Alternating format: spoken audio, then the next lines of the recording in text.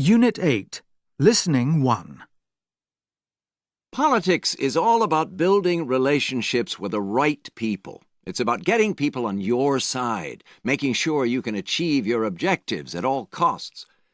The key to success in the politics game is influence. The more influence you have, the more power you wield. Power over key decisions, power to give rewards, power to withhold rewards as a punishment.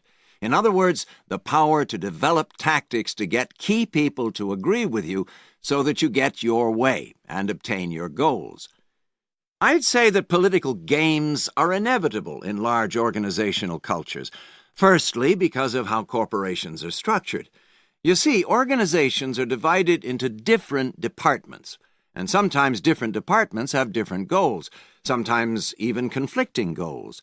Each manager will try to influence senior directors to support them in the realization of their goals. They will each have to motivate their own staff and make sure they stay loyal.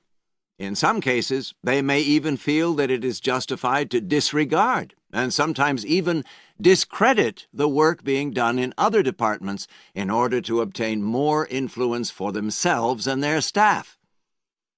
Secondly, it's not that surprising, really, when you think about it. I mean, you'd expect the kind of people who make it to managerial positions to engage in political or influence-building activities. Organizations promote people who possess ambition, drive, and creativity.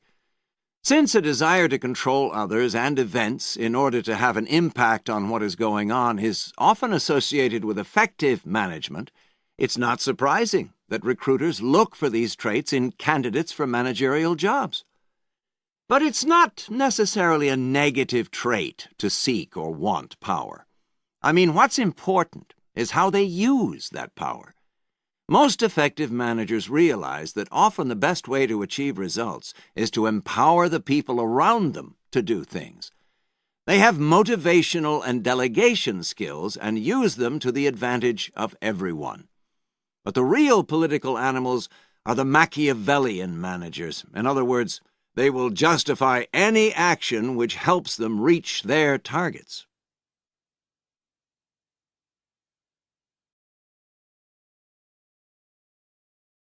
Unit 8. Listening 2. Career Skills 1.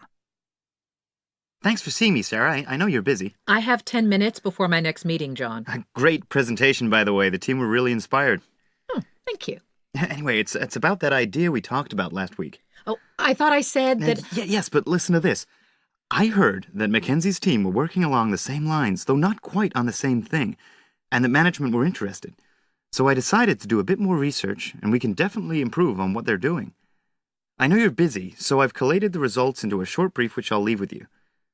This may be the break we all need, Sarah. I was talking to Pete in R&D yesterday, off the record, you understand, and they can't wait to get their teeth into a project like this. Really? Pete Radcliffe? Yeah, the new manager. Nice guy. We played golf together. Anyway, we need to get ahead of the game, be the ones to bring this forward quickly. If any team leader can pull it off, you can. Have a look at this and see what you think. If you agree, take it to the board as quickly as you can, then we can get cracking on it. Of course, we'll need weekly feedback meetings with you, and we'll want to validate every stage of the project before moving on to the next.